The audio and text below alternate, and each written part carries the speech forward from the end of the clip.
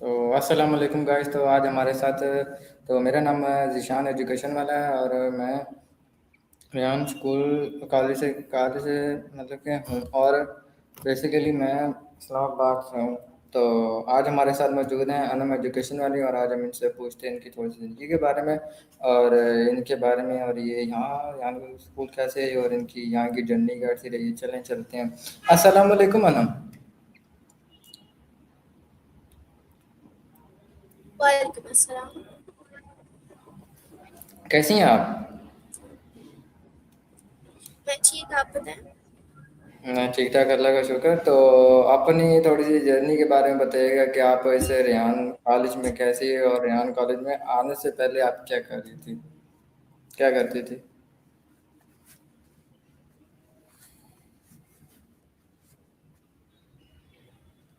Okay, so Assalamualaikum everyone. My name is Anam Wali, and I'm a proud level one student here at Rehan School, Minerva campus.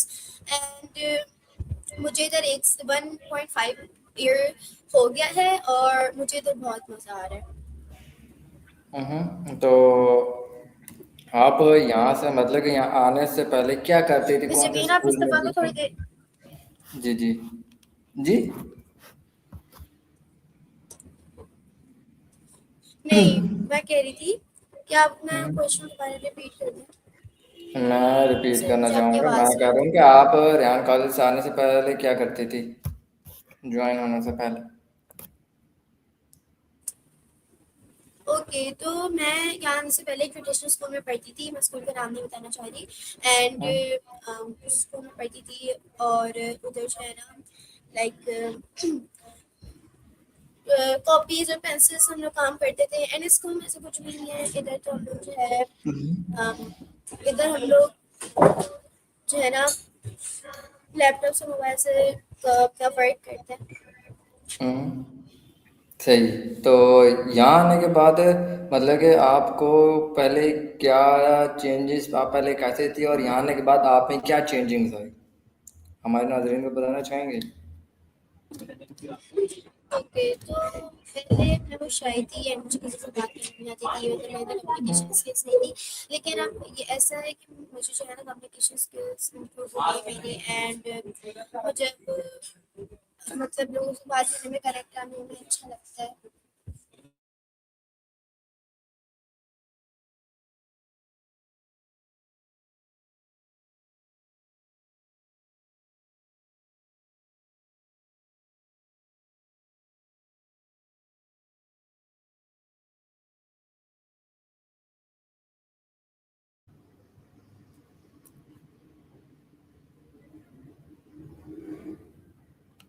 अच्छा, तो हम पहले अपने अलग topic की तरफ बढ़ते हैं। तो यहाँ आके आपने कौन कौन सी चीज़ें सीखी और कौन से टूल्स का ज़्यादा इस्तेमाल किया जो आप समझती हैं कि जो हमारे लिए अहम है, जो आपने कहा यहाँ के कौन कौन से टूल सीखे? कम्युनिकेशन समझ नहीं आया, आप एक बार और बताइए। मेरी आवाज़ नहीं आ रही आपको सही?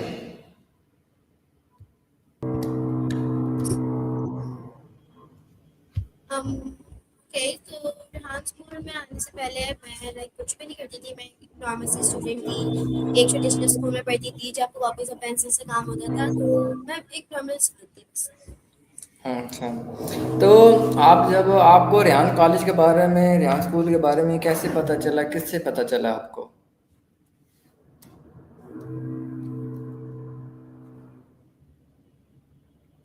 मुझे रेहान स्कूल के बारे में मुझे भी पता चला था, मेरे पापा को पता चला था। एंड उनको सोशल मीडिया के थ्रू पता चला था। उन्होंने सारे रेहान के न्यूज़ वगैरह देखी। तो आप जब रेहान स्कूल में आए तो आप पहले कैसी शख्सियत थी और अब में अब अपने आप में आपने क्या चेंजेस पाई जो पहले जो आप में नहीं थी, जो आप चाहते थे कि मुझ में होनी चाहिए, ये चीज़ें आनी चाहिए, ये चीज़ वगैरह वगैरह? जी, तो जैसे कि पहले मैंने बताया कि मेरे अंदर कॉन्फिडेंस स्किल्स नहीं थी। मेरे अंदर, मैं बिल्कुल भी कॉन्फिडेंस नहीं था मेरे अंदर, मैं बहुत शाय थी। लेकिन अब ऐसा कुछ भी नहीं है, मैं बिल्कुल भी शाय नहीं हूँ, मैं अच्छे तरीके से कम्युनिकेट कर पाती हूँ लोगों से, जैसे कि मैं भी इधर इंटरव्यू कर चुकी हूँ। एंड ऐसे ही मैंने कुछ 150 प्लस इंटरव्यूज कर चुकी हैं एंड इसी कॉन्फिडेंस से और दे चुकी है। और मैं सिर्फ इस स्कूल में क्या होता है कि हम लोग को ना फॉरन फॉरन जी। सारी चीज़ें करनी होती है, तो मैंने जो है ना बहुत 1 साल में 150 इंटरव्यूज किए हैं, मतलब 150 प्लस इंटरव्यूज किए हैं, 180। तो ये एक बहुत ही अच्छी चीज़ मेरे अंदर कॉन्फिडेंस आया कम्युनिकेशन स्किल्स में। अच्छा, तो अब जो हमारी जो जनरेशन है, आने वाली जनरेशन है, आप इनको ऐसी क्या एडवाइस देनी चाहेंगे या ऐसी क्या स्किल्स एक देना चाहेंगे जिससे ये अपनी लाइफ में कामयाब हो सकते हैं और सेल्फ इंडिपेंडेंट बन सकते हैं?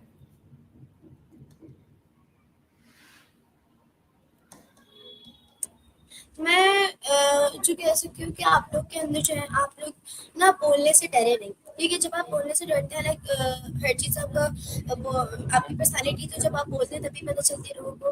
तो जब आप बोलेंगे नहीं तो किसी को पता ही नहीं चलेगा एंड ना ही कोई आपसे लाइक कोई कम्युनिकेट भी नहीं करना चाहेगा, क्योंकि बोलेगा तो बोलते ही नहीं बिल्कुल। है, तो ऐसा करता। तो आप लोग सबसे पहले अपनी कम्युनिकेशन स्किल्स अच्छी करें। चलो आपको बोलना भी आता है, लेकिन जी, एक अच्छा तरीका होता है बोलने का, वैसे बोले। ये नहीं कि बस बिल्कुल है। ऐसे मतलब ऐसे ऐसे बोले। तमीज से अगर आप बोलेंगे तो लोगों को आपसे मतलब हर कोई आपका फ्रेंड भी बनना चाहेगा। एंड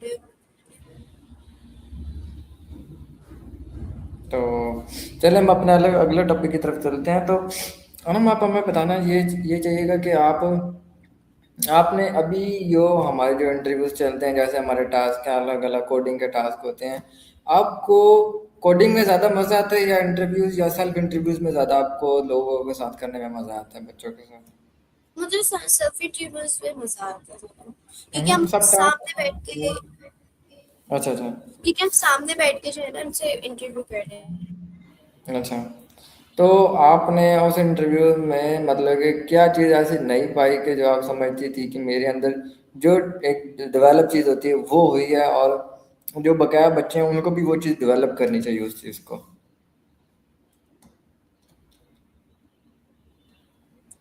अम, जो पुराने स्कूल थे उसमें ये चीज़ डेवलप नहीं हुई हमारे अंदर कि हम लोग जो है ना कभी भी मतलब ट्रेडिशनल स्कूल में जो है ना हम लोग को जो भी हम बोलते थे तो टीचर कहती थी keep quiet and sit on your seat.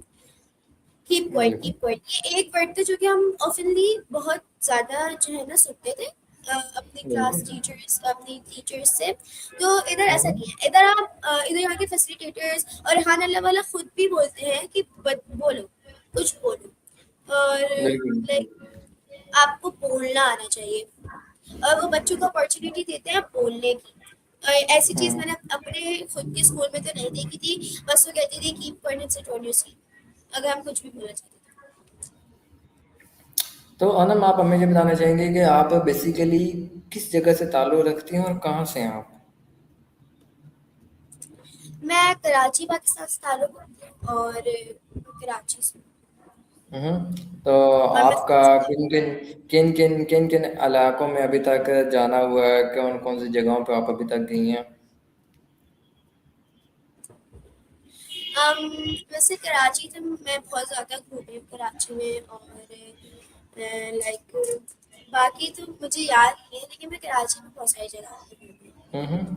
मतलब कि आप कराची में पैदा हुए हो, कराची घूमे हो, लेकिन आपका दिल करता है पंजाब और गिलगित साइड जाने का, कश्मीर साइड जाने का, घूमने का आपका भी आपका दिल करता है? आप कौन सी जगह में जाना चाहते हैं पाकिस्तान में? जैसे पंजाब है, पंजाब में और से भी हैं, गिलगित है, नारायण का गान, आप किस जगह पे जाना पसंद करती हैं, किस किस जगह पे जाना पसंद मैं करती हैं? तो हर जगह पे जाना पसंद करती हूँ, लेकिन सबसे ज़्यादा जहाँ मुझे जाना है वहाँ मुझे कश्मीर जाना है। क्योंकि कश्मीर का कश्मीर। कल्चर बहुत अच्छा है। मुझे कश्मीर का एनवायरनमेंट मतलब जान कश्मीर जाना है, क्योंकि वहाँ का कल्चर बहुत अच्छा है। वहाँ लोग बहुत ज़्यादा देसी तरीके से रहते हैं, हम्म। लाइक गाँव में जैसे रहते हैं। उधर की फ्रेश एयर होती है उधर का, मुझे बिल्कुल। एनवायरनमेंट उधर का, मुझे वेदर एक बार एक्सपीरियंस करना है। मतलब कि आपको वो चीज़ एक्सपीरियंस करनी है कि कश्मीर की जो जैसे रिवाज हैं, जैसे उनकी फैंसीज हैं, जो चीज़ वो यूज़ करते हैं, लकड़ियाँ जलाते हैं क्योंकि वहाँ पे गैस नहीं है। तो बेसिकली मैं गया तो नहीं हूँ, लेकिन मेरे कुछ दोस्त हैं वो जाते रहते हैं कश्मीर। बेसिकली मैं खुद पंजाब से हूँ। तो अब क्या आप क्या हमारे हमारे जो पंजाब में ऐसे जो हमारा जो पाकिस्तान है इसमें ऐसा क्या चीज़ लानी चाहती हैं कि जिनसे इन मतलब कि जो हमारे पाकिस्तान है उसमें डेवलपमेंट है और जो हमारी कराची है इसमें भी डेवलपमेंट है। क्या चीज़ आप ऐसी करना चाहेंगी? यहाँ कराची में तो बहुत सारी चीज़ें हैं जो मैं डेवलप करना चाहूँगी। एंड सबसे हम्म, पहली चीज़ ये है कि मुझे इधर की पॉल्यूशन ख़त्म करवाना है। एंड इधर के ये जो गड्ढे हर जगह पे ये लोग खोद देते हैं वो ख़त्म करवाना है। सही। एंड अगर ये लोग किसी भी चीज़ पे ये लोग जो कोई भी चीज़ पे प्रोजेक्ट पे काम करते हैं तो वो जल्द जल्द से जल्द करें, यानी कि 1-2 साल या 3-4 साल लगा कर करें। और हम्म, दूसरी बात कि मैं यहाँ का पॉल्यूशन खत्म करवाना चाहती हूँ, क्योंकि आपने लाइक बहुत सुना होगा कि पंजाब और जितने भी आउट एंड जितनी भी कंट्रीज हैं सिवाय पाकिस्तान के, वो सब बहुत ज़्यादा लाइक क्लीन होती हैं, साफ़ होती हैं। जैसे कि आप बिल्कुल ऐसे ही है।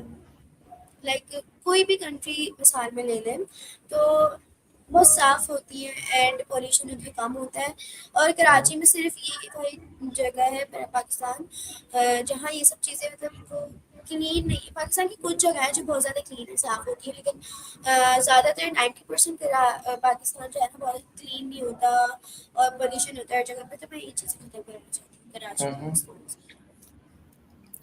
अगर आपको मतलब कि पूरे वर्ल्ड का आपको मतलब कि एक मंथ का टूर दे दिए, आप कौन कौन सी जगहों पे जाना चाहेंगी? किस जगह पर, कराची में या कहीं? नहीं नहीं नहीं, मुल्क में मतलब कि कोई सी भी मुल्क आप जा सकते, किस जगह जाना पसंद करेंगे, आप कौन कौन सी सिटीज घूमना पसंद करेंगे? मैं तो बहुत सारी सिटी में जाना चाहती हूँ, बहुत सारे मुल्कों में जाना चाहती हूँ, जैसे साउथ कोरिया, लंदन, और मुझे जो है उधर भी जाना है, इस्लामाबाद भी घूमना है, दुबई भी घूमना है। हम्म, मतलब बहुत सारी जगह है जहाँ मैं घूमना चाहती हम्म। हूँ। तो आपका आगे क्या प्लान है कि फ्यूचर में आप क्या करना चाहती हैं, और आपके जो गोल्स हैं उनको अचीव करने के लिए आप कौन कौन सी जो हद हैं जो हमारी मतलब कि कुछ एक लिमिट्स होती हैं, आप कौन कौन सी लिमिट्स को क्रॉस करना चाहेंगे कि आप चाहती हैं कि मैं अपने गोल को अचीव करके बस अब सुकून करूं? um, वैसे तो गोल्स को अचीव करने की कोई उम्र नहीं होती, आप अभी भी कर सकते हैं, बिल्कुल ऐसे मतलब ही थोड़ा बड़े होकर भी कर सकते हैं।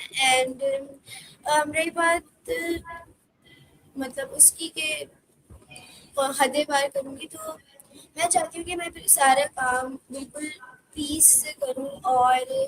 लाइक मुझे जो है कुछ मुश्किलात तो आएंगी, लेकिन होप्स कि जल्दी जल्दी हो जाए। एंड मैं एक एंटरप्रेन्योर बनना चाहती हूँ, एक बिजनेस वुमन बनना चाहती हूँ, खुद के मतलब पैरों पे खड़ा होना चाहती हूँ, सक्सेसफुल वुमन बनना चाहती हूँ। अच्छा अच्छा। तो अनम चलें आगे अपना टॉपिक की तरफ बढ़ते हैं। तो अगर आपको अभी भी अगर आपको एजुकेशन का मेन मतलब जो हेड बना दिया जाए, तो आप एजुकेशन में ऐसी क्या चेंजेस लाना चाहेंगी जो आप चाहती हैं खुद ब कलम के एजुकेशन में ये चेंजेस हैं और इन चीज़ों से हमारे स्टूडेंट्स इनको फ़ायदा हो? सबसे पहले तो ये है कि मैं बुक्स कॉपीज खत्म करना चाहूंगी कि लाइक ज़्यादा से ज़्यादा क्या होता है, बच्चा पढ़ता है और हम्म, पढ़ने के बाद वो भूल जाता है। फिर एग्जाम का टाइम आता है, वो दोबारा पढ़ता है पूरी कॉपी। एंड पूरी कॉपी पढ़ने के बाद वो रट्टा मारता रहता है। और फिर एग्जाम देता है। इस एग्जाम में जब दूसरे एग्जाम की तैयारी करता है तो पहले वाले एग्जाम मतलब पूरा सब्जेक्ट, लाइक अगर बाय एग्जाम्पल मैथ्स का एग्जाम है, अब उसने हम्म, मैथ्स मैथ्स शुरू से तो नहीं पढ़ी, मतलब पढ़ी बिल्कुल। लेकिन उसे समझ नहीं। उसने एग्जाम वाले दिन 2 दिन पहले दोबारा पढ़ी, और फिर उसने बुक पढ़ता रहता, रट्टा मारता गया। फिर जो है ना बात आई एग्जाम देने वाली, उसने एग्जाम लिखा, सब कुछ लिखा, जितने भी उसके मार्क्स आए। तो दूसरे एग्जाम की तरफ गया, वो मैथ्स एग्जाम देकर भूल सारी चीजें भूल गया। I mean, फिर तो कोई फिर दोबारा से कॉपी रट्टा मार, मतलब ऐसा होता है कि बुक्स कॉपी से जब हम लोग करते हैं ना तो हम लोग भूल जाते हैं सारी चीज़ें, क्योंकि इतनी सारी चीज़ें होती हैं एंड कौन ही याद रख सकता है इतनी सारी चीज़ें। और मुझे पता है कि हमारे पेरेंट्स ने ये सब करा है, इन सब चीज़ से गुजरा है, लेकिन ऐसा नहीं होना चाहिए असल में। एंड एग्ज़ाम्स एग्ज़ाम्स भी लाइक कोई हम फ़ायदेमंद तो नहीं होते हमारे लिए, क्योंकि हम रट्टा मारते हैं, एग्ज़ाम देते हैं, भूल जाते हैं, ये चलता रहता है। तो मैं ट्रेडिशनल स्कूल्स की पढ़ाई को करवाना चाहती हूँ, और मैं चाहती हूँ कि लोग एआई पर काम करें, ताकि एआई को एक्सप्लोर करें, उसके ऊपर ही काम करें, उससे ही अर्निंग करें, ताकि वो लोग आगे बढ़े जल्द से जल्द। और मैं चाहती हूँ कि लाइक वो लोग जो है ना इसी एआई पे चले, ट्रेडिशनल स्कूल्स भी, क्योंकि आगे आने वाला दौर तो एआई का ही है ना। बिल्कुल ऐसे ही है। तो चलिए हम अपने अगले टॉपिक की तरफ बढ़ते हैं, और हमारा टाइम भी बस ख़त्म हुआ जाता है, तो आखिरी आखिरी टॉपिक है। तो अच्छा एनम, आप आखिरी आखिरी टॉपिक में हमें क्या कहना चाहेंगे, अपनी एक एडवाइस जो हमारे जो स्टूडेंट देखने वाले हैं और जो हमें आगे देखेंगे, तो उनके लिए क्या एडवाइस देना चाहेंगी कि वो अपने अपने लिए और अपने वालिदैन के लिए क्या करें, क्या ऐसा करें कि वो कामयाब हो जाएँ? क्योंकि हमारे जो कुछ स्टूडेंट, मतलब कि जो हमारी जो देखने वाले हैं, मतलब कि उसमें से हाफ परसेंट तो, मतलब मैं कह सकता हूँ 80% तो जिनको काम ही नहीं आता, फेल हैं, जो शॉर्ट देखते रहते हैं 24 आवर्स। आप उनको क्या नसीहत देना चाहेंगे ऐसा? मैं उन सब लोगों को यही कहना चाहूँगी कि आप लोग जो है ना इस ट्रेडिशनल पढ़ाई से निकल के कुछ नया सीखें, कुछ अपनी स्किल्स डेवलप करें, और अगर आपके अंदर कोई स्किल्स हैं तो उसे जानें, उसे निकालें।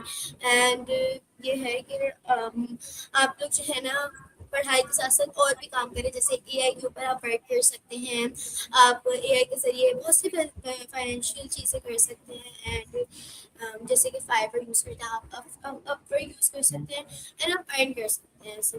तो मेरी एडवाइस ये है कि आप जो है ना लाइक वर्क करें, अपनी स्किल्स पर भी वर्क करें पढ़ाई के साथ साथ।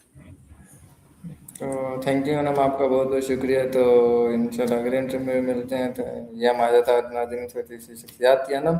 तो इंशाल्लाह अगले इंटरव्यू में मिलते हैं नम। आपको बहुत बहुत शुक्रिया, आपने हमें इतना टाइम दिया, थोड़ा सा टाइम निकाला हमारे लिए। चलें, मिलते हैं फिर अगले इंटरव्यू में। Okay guys, take care, bye bye.